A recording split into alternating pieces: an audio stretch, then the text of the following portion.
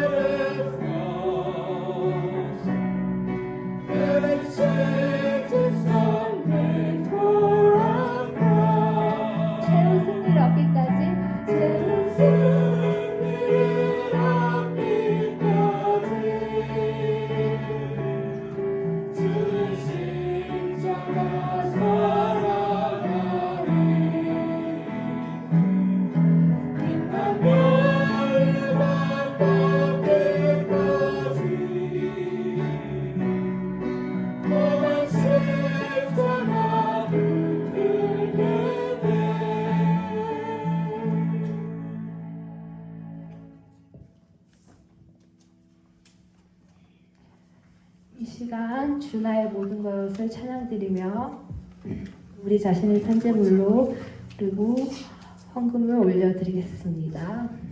At this time, as we sing You Are My All in All, let's give our offering.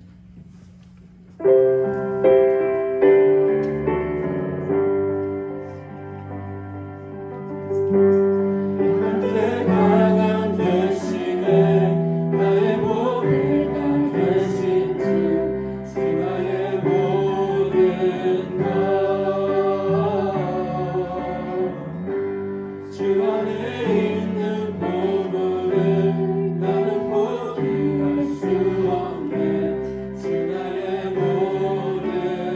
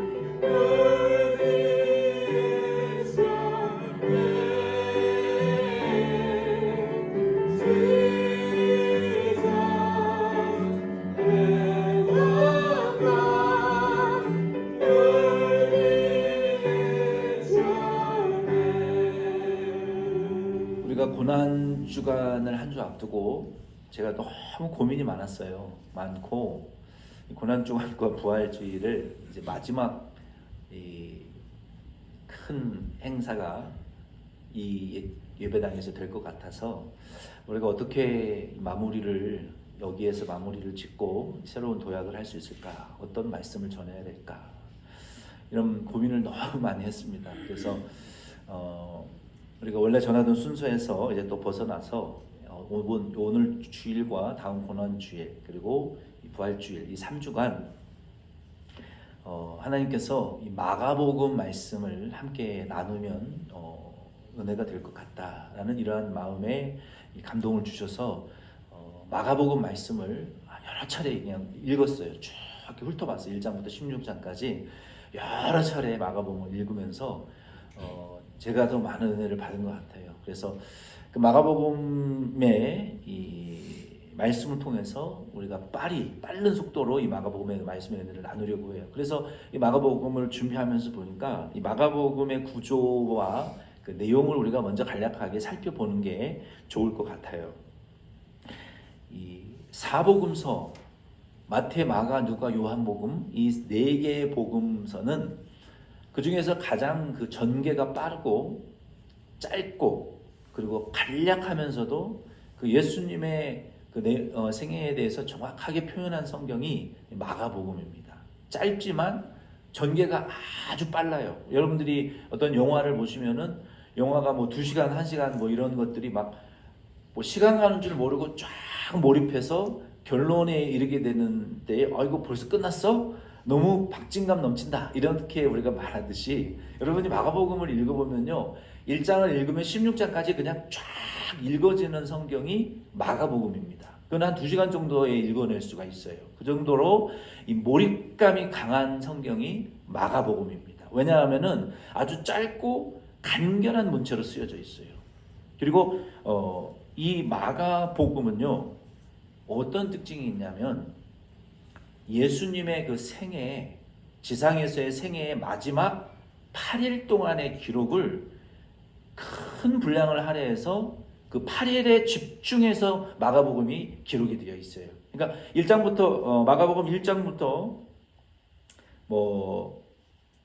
그 앞에 전반부 한 10장 정도까지는요. 예수님의 그 생애를 짧고 간략하게 기록하고요. 그리고 11장부터 거의 8장부터 시작이 되는데 16장까지는요. 예수님의 지상의 8일 동안의 마지막의 생애가 쫙 이렇게 빨리빨리 전개되는 내용이 기록이 되어 있어요. 그래서 저는 이 3주 동안의 기간을 통해서 우리 성도님들과 마태복음 8장 27절부터 16장, 마가복음 8장 27절부터 16장 마지막 절 18절 20절 말씀까지 이 말씀의 은혜를 오늘 함께 나누려고 합니다.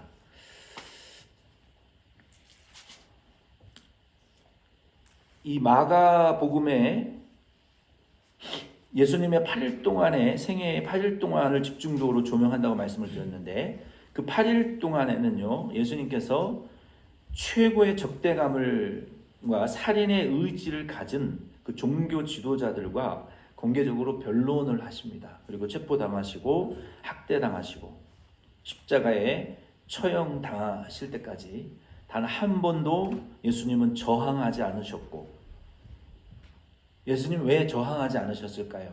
맞으시고 학대와 핍박을 당하시면서 예수님 저지하지 않으셨어요. 왜 그러셨을까요? 그 이유는 예수님께서 이 땅에 오신 이유가 섬기러 오신 종의 10장 45절 말씀에 인자가 온 것은 섬김을 받으려 함이 아니요 도리어 섬기려 함이라는 이 말씀을 완성시키기 위해서 저항하지 아니하는 종의 모습을 최고의 종의 모습을 우리에게 보여주시기 위해서 예수님은 악소리도 내지 않으시고 저항하지 않는 그 죄와 마귀의 권세에 저항하고 반항하지 않으시는 그 정말 최고의 종의 모습으로 예수님께서 희생하신 모습을 우리에게 보여주셨습니다.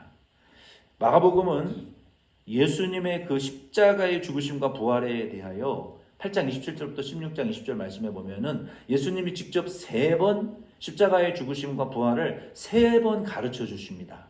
그 세 번 십자가와 부활의 말씀을 가르쳐 주시는 그 세 가지의 본문의 말씀을 중심으로 이 3주 동안, 그리고 거기에 이제 전도에 대한 명령에 대한 말씀을 포함해서 3주 동안 이 말씀에 대해서 함께 은혜를 나누려고 합니다. 오늘 8장 27절부터 38절까지의 말씀을 통해서 저는 예수님의 제자라면 이렇게 희생하라. 한번 따라해 보겠습니다.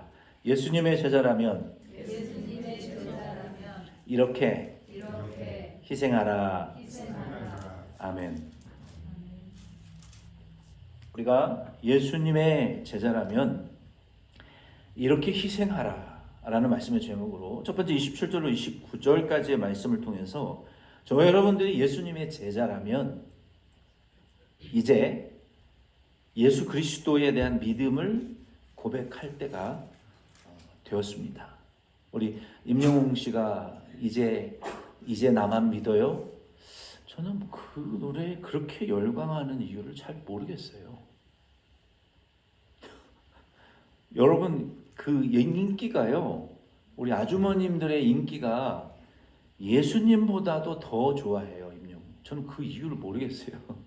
이제 나만 믿어요? 이제 예수님만 믿으셔야죠. 임영웅 씨가 우리한테 뭘 해줄 수 있는데요? 유명해져서 돈 많이 벌었겠죠. 미영 씨라는 엄마, 홀로 키운 엄마, 뭐 물질적으로 많이 호강시켜 드리고 있겠죠. 그분이 우리에게 주는 게 뭔데요? 아니, 죄사함을 줍니까? 뭐 영생을 줍니까? 우리 교회에 뭐 헌금을 합니까? 이제 예수님의 제자라면 저 여러분은 이제 예수님에게 대한 믿음의 고백을 드릴 때가 됐다라는 것을 여러분 믿으시기를 바랍니다. 이제는요, 우리가 예수님에게 우리의 믿음을 고백할 때가 됐어요. 여러분, 제자들과 무리의 차이가 뭔 줄 아시죠? 무리는 제자가 아닙니다. 여기 27절 29절 말씀에 보면은요, 예수님을 따르기 위해서는요, 예수님에 대한 바른 믿음의 고백이 필요합니다. 예수와 제자들이 빌립보 가이사랴 여러 마을로 나아가실새 길에서 제자들에게 물어 이르시되 사람들이 나를 누구라고 하느냐? 제자들이 여자와 이르되 세례 요한이라 하고 더러는 엘리야 더러는 선지자 중에 하나이다. 예수님께서 왜 하필 길가에서 이런 질문을 하셨을까요?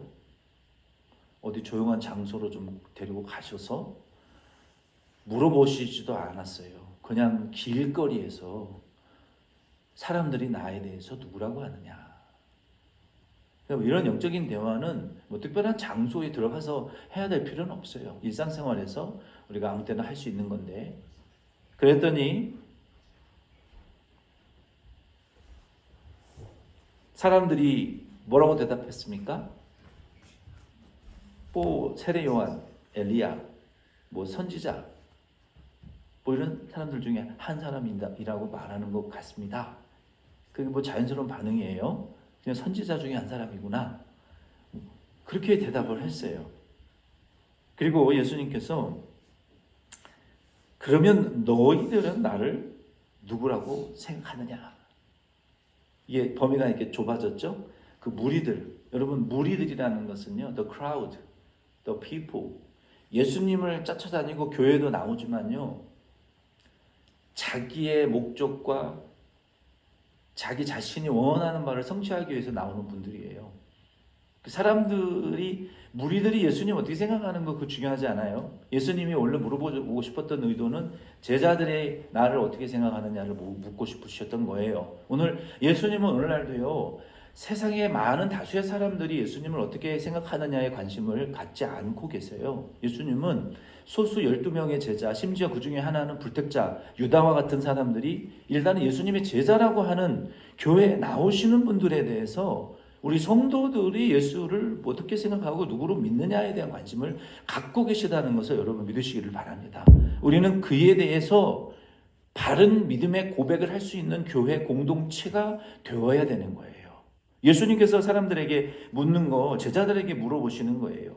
그랬더니 제자들이 그 말을 듣고 꿀먹은 벙어리였지만 베드로가 뭐라고 그랬습니까? 주는 그리스도십니다라고 대답했어요. 이 그리스도라는 것은 메시아다. 하나님이 보내신 그 기름 부으신 종으로서 구약 성경에 우리를 구원하기로 보내주신 선지자들이 예언한 그 메시아, 기름 부음을 받은 자, the Christ, the anointed one, 우리의 왕과 제사장과 또 선지자로서, 만왕의 왕과 제사장과 선지자로서 하나님의 아들로서 우리를 구원하기 위해서 이 땅에 하나님이 사람이 되신 그 이사야 7장 14절에 예언된 구약의 모든 선지자들이 오시리라고 예언했던 그 실로로서 오시겠다고 하신 그 예언하신 그 메시아, 그분이 바로 당신이 그 메사야, you are the Messiah라고 영어 성경에 기록되어 있잖아요. 베드로가 그렇게 그리스도이십니다라고 고백을 했다는 거예요.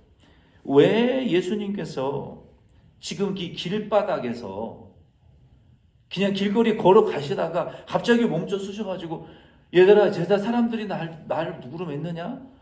너희들은 나를 어떻게 생각하느냐? 예수님이 이렇게 물어보셨다는 거예요. 왜 갑자기 이 길바닥에서 길거리에서 그걸 물으셨냔 말이에요. 왜? 왜냐하면 이제 곧 예수님이 잡혀가시고 십자가에 죽으실 때가 코앞에 다가왔기 때문에 제자들을 준비시키셔야 될 거 아니에요. 그래서 제자들에게 물어보신 거예요. 준비하라고. 내가 이 가는 길이 이러하니 너희들도 그 길을 따라가기 위해서는 너희들도 그 길을 걸어가신 주님에 대한 믿음이 그 밑바탕이 무엇인지를 확실하게 고백할 수 있고 근본이 무엇인지를 고백해야 된다. 그래야 내가 가는 길을 따라가고 내가 시키는 사명을 감당할 수 있지. 그러한 믿음의 고백이 없는 교회 공동체는 주님을 따라가지도 그분이 시키시는 일을 하지도 못한다. 그래서 지금 길거리에서 뜬금없이 너희들은 나를 어떻게 생각하느냐, 누구라고 믿느냐라고 확인하고 싶으셨던 거예요. 우리 덴버시온 장로교회 성도님들을 향해서도 예수님께서 반드시 이 부활절을 앞두고 있는 우리 교회에게도 이 말씀으로 오늘 찾아오셨기 때문에 주님이 우리에게 물으시는 거예요. 사랑하는 덴버시온 장로교회 성도들아, 내가 가는 길을 너희들이 가려느냐? 내가 가는 길로 너희들도 걸어오려고 하느냐? 내가 부탁한 일을 너희들이 감당하기를 원하느냐? 그러면 너희 교회, 시원장로교회, 덴버시원장로교회 공동체가 예수에 대한 믿음의 근본적인 고백이 있는 교회 공동체이냐라고 우리에게 지금 물어보시는 거예요. 저와 여러분도 오늘 이 말씀을 통해서 여러분에게 한번 물어보시기를 바랍니다. 여러분이 진심으로 내가 예수가 나의 그리스도이신 것을 고백할 수 있는지, 오늘 밤에 여러분 침대에 누워서 잠들기 전에 핸드폰 모닝 알람을 맞추고 주무시기 전에 여러분 침대에 엎드려서 침대 맡에서 내가 진짜 예수 그리스도가 나의 구주요 메시아요 하나님의 아들로 내가 진짜 믿는 사람인지 여러분 침대 맡에서 오늘 밤에 기도하고 주무실 때 여러분 자신에게 한번 확인하고 주무시기를 꼭 부탁을 드립니다. 마태복음 16장 16절 말씀에 보면 이게 사건이 마 1616 외우기도 쉬워요. 마태복음 1616에 보면 베드로가 이 같은 본문에서 하나 더 붙였어요. 뭐라고 그랬어요? 주는 그리스도시요. 따라해 봅시다. 살아계신 하나님의 아들이십니다. 그렇게 고백했다는 거예요. 주는 그리스도이실 뿐만 아니라 살아계신 하나님의 아들이십니다 라고까지 고백할 수 있어야 돼요. 우리가 오늘 저녁에 침대에 주무시기 전에 침대에 오고 여러분 누워서 이 베드로가 같이 내가 예수 그리스도를 그리스도로 살아계신 하나님의 아들로 내가 진짜 믿느냐 안 믿느냐, 이 믿음이 내 안에 있느냐 없느냐를 오늘 밤 침대에서 여러분 확인하시고 여러분에게 물어보시기를 꼭 부탁을 드려요. 아멘이십니까? 오늘 밤에 그렇게 확인하시고 기쁨으로 아멘 하실 수 있으셔야 돼요. 그렇지 못하면 믿는 자라고 할 수 없어요. 예수 따라갈 수 없는 자들이에요. 주님 시키신 일 할 수 없는 자들이에요. 이런 자들은.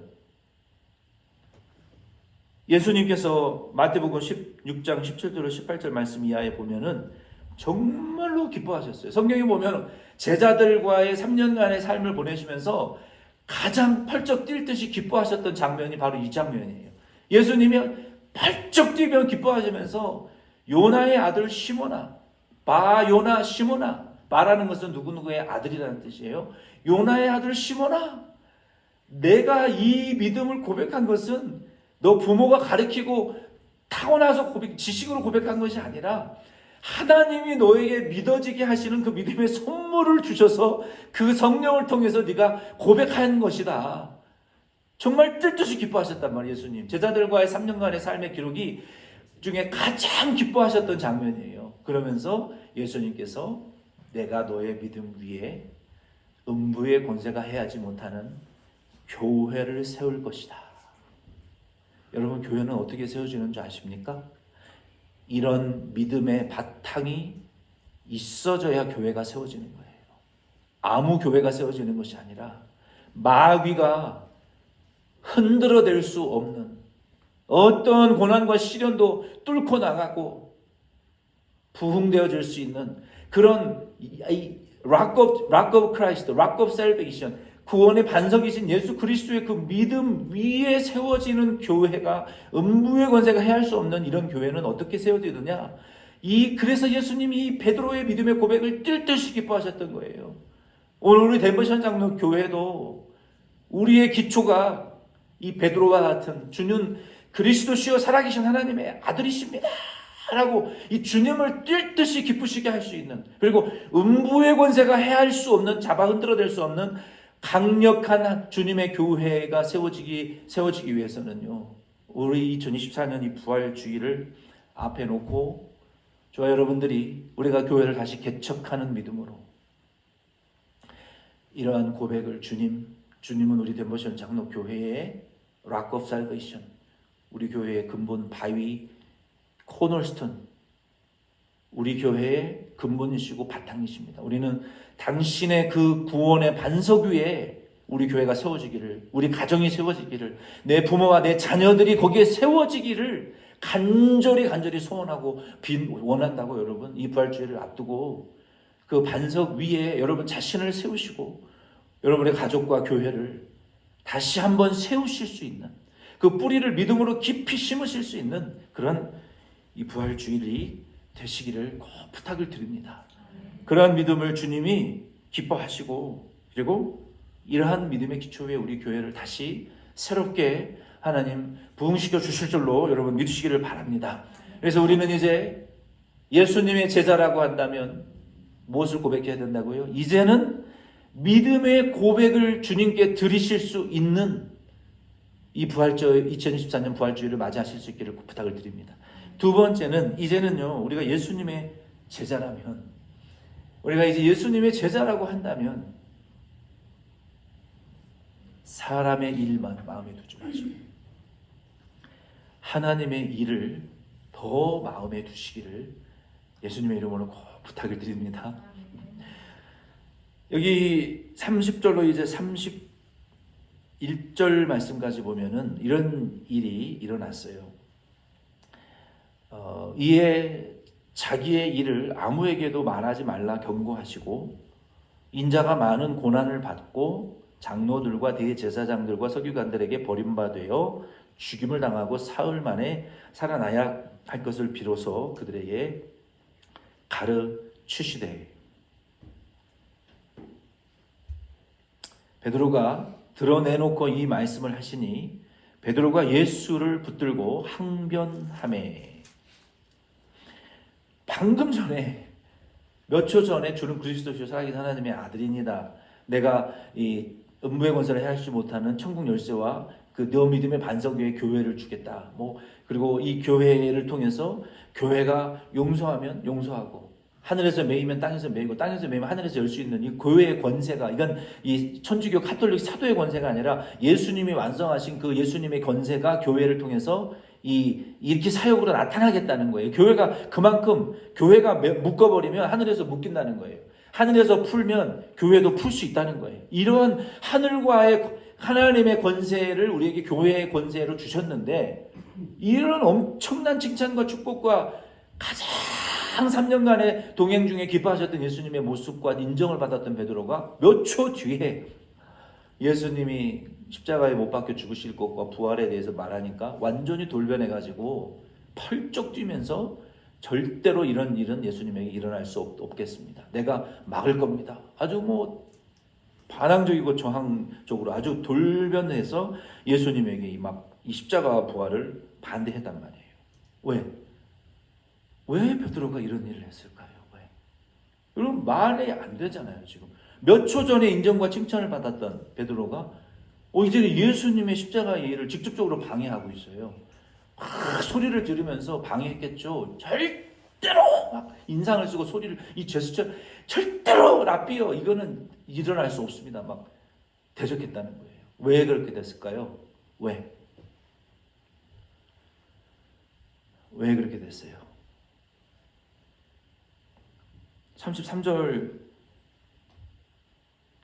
읽어보면은 예수께서 돌이키사 제자들을 보시며 베드로를 꾸짖어 이르시되 사탄아 내 뒤로 물러가라. 내가 하나님의 일을 생각하지 아니하고 도리어 사람의 일을 생각하는도다 하시고 이거 예수님 말씀대로 베드로가 그렇게 지금 사탄이 됐어요. 그리고 너는 나를 뭐라 그랬어요? 돕는 자가 아니라 넌 나를 넘어지게 하는 자다. 이렇게 무서운 책망을 이 창피를 수모를 제자들하고 무리들 앞에서 수제자라는 사람이 당했단 말이에요. 그런 이유는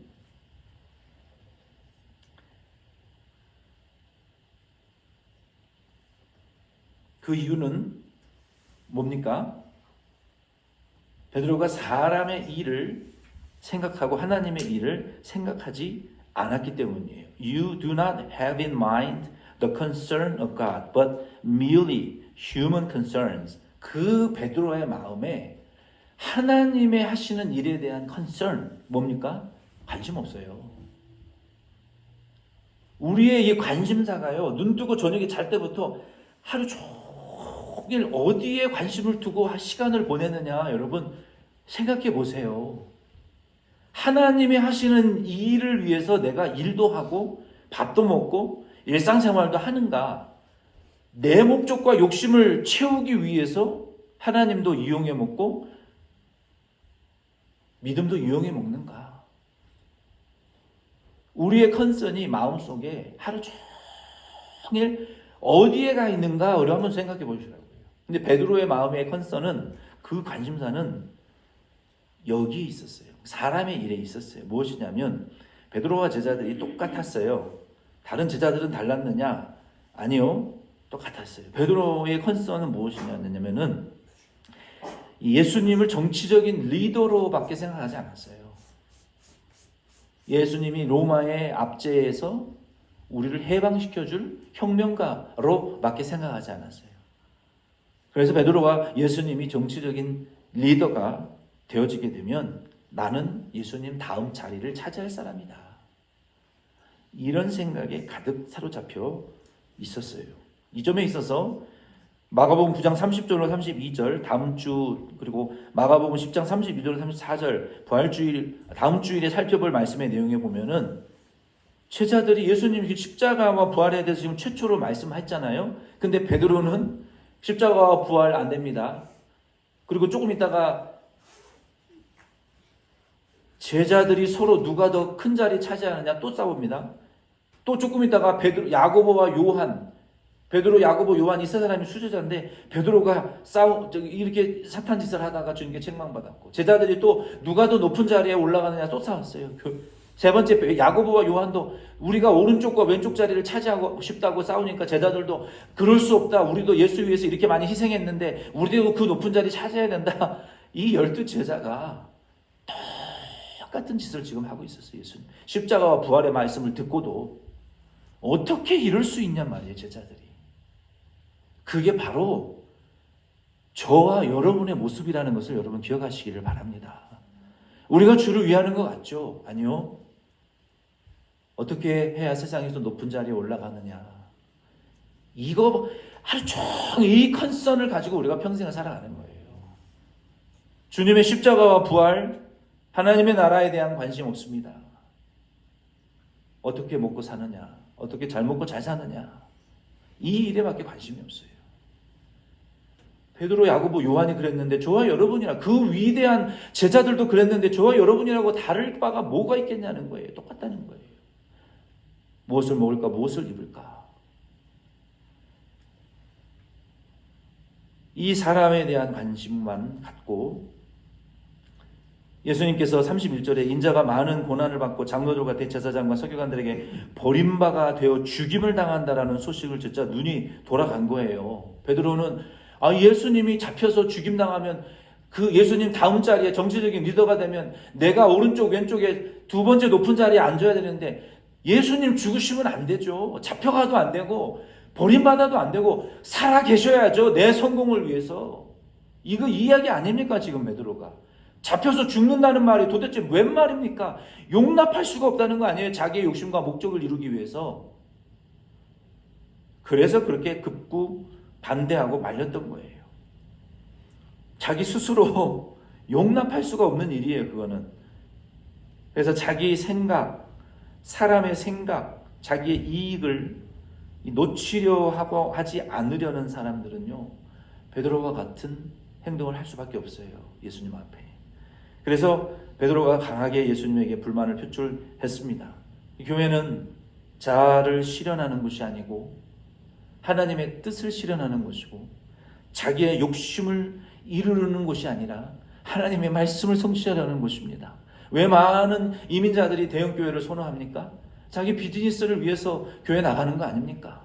사람들과의 관계를 통해서 비즈니스를 활성화시키기 위해서 대형교회를 선호하는 거 아닙니까? 그것은 자기의 자아를 실현하는 것이고 자기의 욕심을 성취하는 것이 교회예요. 자기를 위해서 교회와 믿음과 성도를 이용해 먹는 잘못된 것이라는 거. 이게 베드로와 야고보와 요한이 행위가 아니면 무엇입니까? 오늘 저와 여러분들은 정말로 믿음이 있다면 하나님의 뜻이 있는 곳에 가셔서 내 자아를 실현하고 목적을 성취하려고 교회 나오지 마시고 하나님의 교회를 부흥시키는 일에 희생하고 헌신하시는 저와 여러분 되시기를 예수의 이름으로 축원드립니다.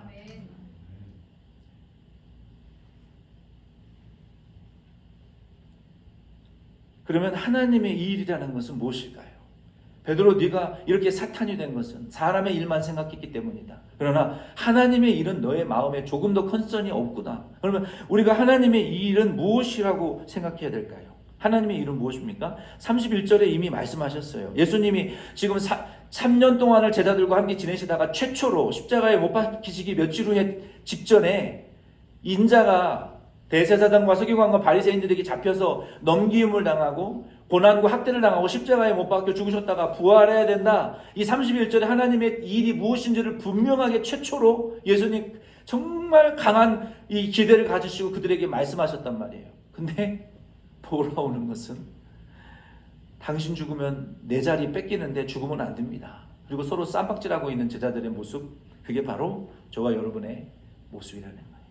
하나님의 일이라는 것은 항상 뭐 대단한 것이 아닙니다. 하나님의 일은요, 희생하는 거예요.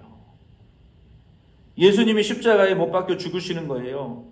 3일 만에 부활하여 죄와 사망과 마귀의 권세를 이기시고 승리하실 것이 하나님의 일이었어요. 그래야 예수님 승천하셔서 우리에게 성령을 보내주시고 하나님의 택한 모든 자녀들을 구원하기 위하여 교회를 믿음의 반석 위에 음부의 권세가 해하지 않는 교회를 설립하실 것이고 그리고 하나님 보좌 우편에 앉으셔서 재림하실 때까지 교회를 통치하시는 그리고 자녀들을 구원하시는 하나님의 뜻을 성취하는 그 일을 이 대제사장으로서 역사하실 수 있었단 말이에요. 그래서 이 중대한 하나님의 뜻을 제자들에게 말했지만 제자들은 누가 더 크냐 쌈박질하고 있었어요.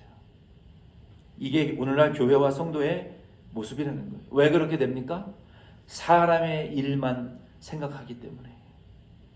교회를 통해서 하시는 하나님의 일, 성령을 보내시는 일, 부활 승천하실 일, 이 세상을 심판하고 임할 하나님의 나라의 새 하늘과 새 땅이 임하는데 우리가 부활하는데 우리가 부활하면 이 육신의 질병에서 벗어나는데 이 제재에서 벗어나는데 영원한 하나님의 나라에서 영생하는데 그 나라에 대한 관심이 없어요. 저 여러분 하나님의 나라의 일에 대한 관심을 더 여러분 가지시기를 부탁을 드립니다. 아멘 되십니까? 그리고 마지막으로 32절로 38절 말씀에 이제 통해서 우리가 이제 예수님의 제자라면 이제 예수님을 여러분 따라가시기를 바랍니다. 예수를 우리가 따라가기 위해서는 예수님께서 32절 38절 말씀에 보면은 사탄아 내 뒤로 물러서라. 너는 나를 넘어지게 하는 자로다. 내가 사람의 일만 생각하고 하나님의 이 일은 아예 관심이 없는 자로구나. 그리고 베드로와의 대화를 딱 중단하셨습니다. 예수님께서. 그리고 제자들을 바라보시면서 무리들과 제자들을 나머지 향해서 누구든지 너희 중에 나를 따라오려거든 이렇게 살아야 된다라고 말씀하셨어요. 첫째는 뭐라고 말씀하셨습니까? 32절 38절 말씀에 자기를 부인하고 자기를 부인하라는 거예요.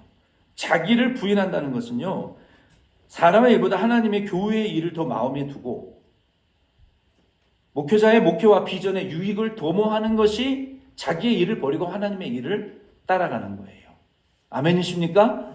우리 덴버시안 장로교회 성도님들은 자기의 사람의 일을 버리고 하나님의 일을 따라가실 수 있는 저와 여러분 되기를 바랍니다. 두 번째는 그게 자기를 부인하는 거예요. 세 번째는요, 십자가를 지는 희생입니다. 하나님의 일, 교회의 일에 대한 책임을 마음에 두시기를 바라요. 저희 수승 목사님께서 돌아가시기 얼마 전에 정 목사 기도원에서 금식할 때 목사가 뭐 하는 사람인 줄 아나? 제가 할 말이 없더라고요. 너무 갑작스러운 질문에 목사가 뭐 하는 거지? 그러면서 저에게 말씀하시는 거예요. 책임지는 거야. 근데 정 목사, 내가 세운 장로, 내가 세운 권사, 집사 수천 명인데 교회 일을 책임지는 사람이 없네. 뭐 수천 명 목회해도 수십 명 목회해도 똑같은가 봐요. 교회 일을 책임지려고 하는 게 그게 십자가 지는 거예요. 아멘이십니까? 교회 모든 작은 문제들에 대해서 제가 이번에 인스펙션 하면서 그러면 안 되는데 마음에 막 섭섭한 마음이 들어오는 거예요. 어떻게 이 건물을 인스펙션도 안 하고 그냥 사인하고 살 수가 있냐. 들춰내면 들춰낼수록 속이 뒤집어지는 거예요. 어느 것 하나 제대로 되어 있는 게 없어요. 건물 관리가. 그동안 아무도 들여다보지도 않았어요. 여러분, 십자가를 진다는 건요, 교회 일을 내가 책임지는 거예요. 타이틀만 있는 게 아니라 그 일에 대해서 속속들이 책임져 나가는 게 십자가 지는 거예요. 세 번째는 예수를 따르는 희생을 하는 것입니다. 예수를 따르는 희생이라는 것은 자기를 부인하면서 십자가를 지고 예수 따라가는 희생이에요. 그것은 뭡니까? 예수님 마지막 38절에 뭐라고 말씀하셨어요? 누구든지 이 악하고 음란한 세대에서 나와 내 복음을 부끄러워하는 자는 내가 아버지의 영광과 권세를 가지고 세상에 올 때 그 사람을 내가 부끄러워할 것이다 라고 말씀하셨어요. 오늘 우리 덴버시안 장로교회는 주님 반드시 재림하십니다. 주님이 우리를 부끄러워하는 성도 교회 되지 않기를 저는 간절히 원하는 마음으로 이 말씀을 드립니다. 우리가 이 음란하고 악한 세대에서 예수님을 부끄러워하잖아요. 주님 영광과 권세로 재림하실 때에 백보자 앞에서요. 저는 그거 생각하면요. 가슴이 벌렁벌렁거려요. 나는 너를 모른다. 그러면 지옥 가는 거예요. 주님이 우리를 부끄러워하신다. 여러분은 여러분 남편이 부끄럽습니까? 여러분은 여러분의 아내가 부끄럽습니까? 여러분의 자식들이, 부모들이 여러분 부끄럽습니까? 그거 사랑이 아닙니다. 여러분 예수님이 부끄럽습니까? 저는 안 부끄러워요. 여러분 예수가 부끄럽습니까? 그의 복음이 부끄럽습니까? 주님이 우리를 부끄러워하신다고 했어요. 우리가 예수 따라간다는 것은요, 예수 때문에 자랑할 뿐만 아니라 부끄러워하지 않을 뿐만 아니라 모욕과 조롱을 받으면서도 예수의 이름을 전하는 자가 부끄러워하지 않는 거예요. 그의 말씀을 부끄러워하지 않는 자예요. 오늘 이 말씀을 통해서 저 여러분들은 이 세 가지의 희생을 감내해내실 수 있기를 부탁을 드립니다. 그래서 우리는 이번 부활주일에 우리가 기쁨으로 주님의 부활을 축하드리면서 이곳에서 마지막 부활주일 예배를 드리고 이제는 예수 믿는 새로운 신앙생활의 문을 열 수 있는 우리 덴보시온 장로교회가 될 수 있기를 바라요.